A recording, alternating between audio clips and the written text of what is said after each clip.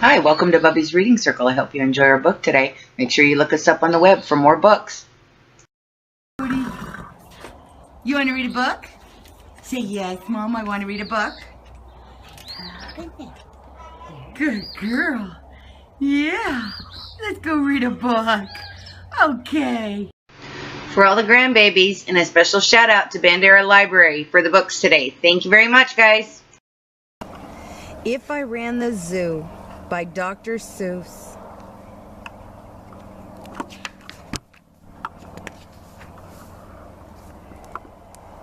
It's a pretty good zoo, said young Gerald McGrew, and the fellow who runs it seems proud of it too.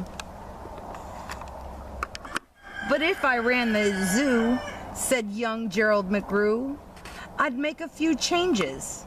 That's just what I'd do. The lions and tigers and that kind of stuff they have up here now are not quite good enough. You see things like these in just any old zoo. They're awfully old-fashioned. I want something new. So I'd open each cage and unlock every pen, let the animals go and start over again. And somehow or other I think I could find some beasts of much more unusual kind. A 4-footed lion's not much of a beast. The one in my zoo will have 10 feet at least. 5 legs on the left and 5 more on the right. Then people will stare and they'll say, what's a sight? This zookeeper, new keepers, Gerald's quite keen. That's the gol-darndest lion I've ever seen. My new zoo, McGrew Zoo, will make people talk. My new zoo, McGrew Zoo, will make people gawk at the strangest old creatures that ever did walk. I'll get from my zoo a new sort of a hen who roosts in another's hen's top knot, and then another one roosts in the top knot of his, and another in his, and another in his, and so forth and upward and onward, gee whiz. But that's just the start. I'll do better than that. They'll see me next day in my zookeeper's hat, coming into my zoo with an elephant cat. They'll be so prized they'll all swallow their gum. They'll ask when they see my strange animals come, where do you suppose he gets things like that from? His animals all have such very odd faces. I'll bet he must hunt them in rather odd places. And that's what I'll do, said young Gerald McGrew. If you want to catch beasts you don't see every day, you'll have to go places quite out of the way. You'll have to go places no others can get to. You have to get cold and you have to get wet too.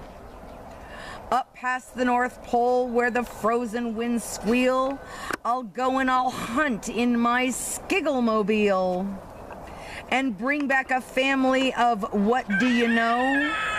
And that's how my new zoo, McGrew Zoo, will grow. I'll hunt in the mountains of Zamba Matant with helpers who all wear their eyes at a slant, and capture a fine fluffy bird called the bustard, who only eats custard with sauce made of mustard, and also a very fine beast called a flustered, who only eats mustard with sauce made of custard. I'll catch 'em in caves, I'll catch 'em in brooks, I'll catch 'em in crannies, I'll catch 'em in nooks that you don't read about in geography books. I'll catch 'em in countries that no one can spell, like the country of Mota Pata Fapel.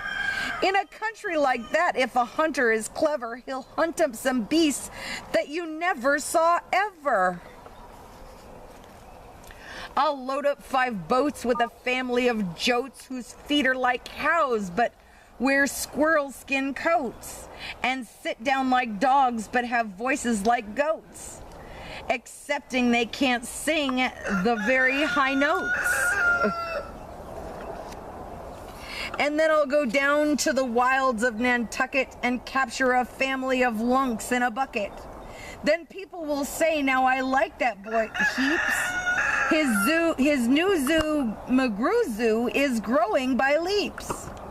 He captures them wild and he captures them meek. He captures them slim and he captures them sleek. What do you suppose he will capture next week? I'll capture one tiny, I'll capture one cute, I'll capture a deer that no hunter would shoot.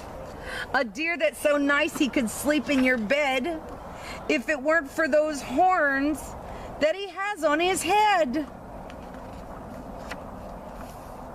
And speaking of horns that are just a bit queer, I'll bring back a very odd family of deer.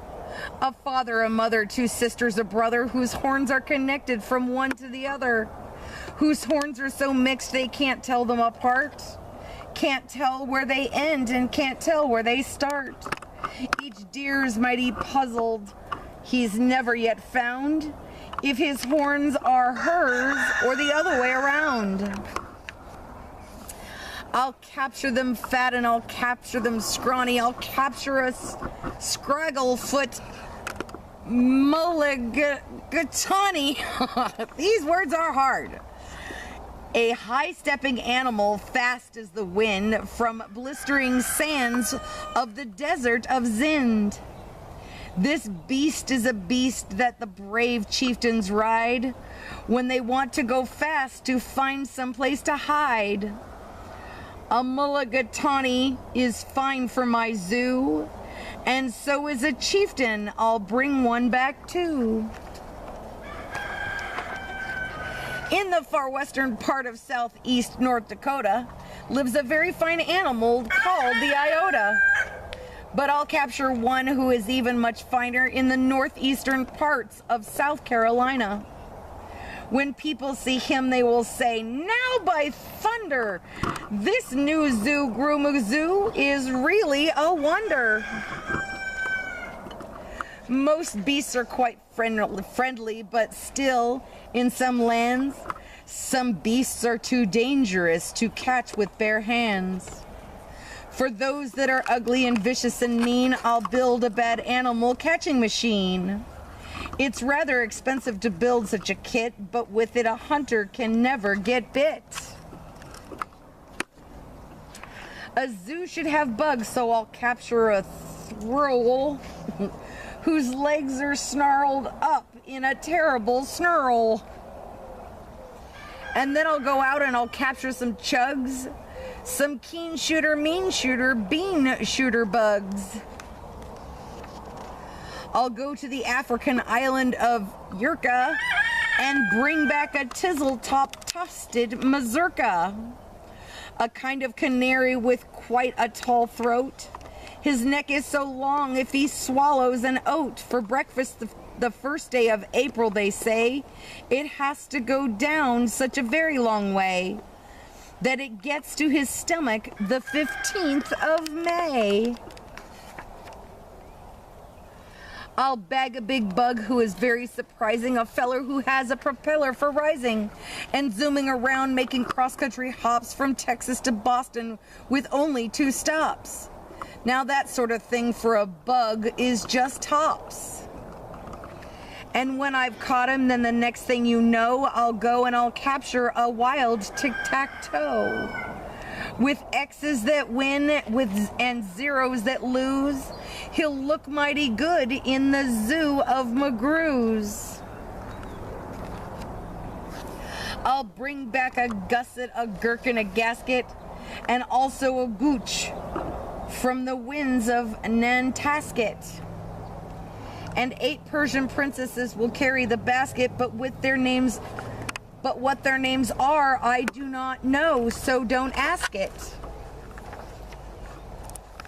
In a cave in Khartoum lives a beast called the Natch. that no other hunter's been able to catch. He's hidden for years in his cave with a pout, and no one's been able to make him come out. But I'll coax him out with the wonderful meal that's cooked by my cooks in my cooker-mobile. They'll fix it up a dish that's just to his taste. 3 chicken croquettes made of library paste, then sprinkled with peanut shucks, pickled and spiced, then baked at 600 degrees and then iced. It's mighty hard cooking to cook such feasts, but that's how the new zoo, McGrew Zoo, gets beasts. I'll go to the faraway mountains of Tobsk, near the river of Nobsk, and I'll bring back an Obsk, a sort of a kind of thingamabobsk, who only eats rhubarb and corn on the cobsk. Then people will flock to my zoo in a mobsk. McGrew, they will say, does this wonderful jobsk. He hunts with such vim and he hunts with such vigor. His new zoo, McGrew Zoo, gets bigger and bigger. And speaking of birds, there's the Russian Palusky, whose head ski is red ski and belly is blue ski. I'll get one of them for my Zooski, McGrewski. Then the whole town will gasp. Why, this boy never sleeps. No keeper before him ever kept what he keeps. There's no telling what that young fellow will do. And then, just to show them, I'll sail to Katroo and bring back... I'll hunt in the jungles of Hippo Nohungus and bring back a flock of wild Bippo Nobungus. The Bippo Nobungus and Hippo Nohungus are better than those down in Dippo Nodungus, and smarter than those in Nippo Nonungus. And that's why I'll catch 'em in Hippo Nohungus instead of those others in Nungus and Dungus. And people will say, when they see these bips bounding, this zookeeper new keeper's simply astounding. He travels so far that you'd think he would drop. When do you suppose this young fellow will stop? Stop? Well, I should, but I won't stop until I've captured a Fizza Madill, the world's greatest bird from the island of Gwark, who only eats pine trees and spits out the bark. And boy, when I get him back home to my park, the whole world will say young McGrew's made his mark. He's built a zoo better than Noah's whole ark. These wonderful, marvelous beasts that he chooses have made him the greatest of all the McGrewses.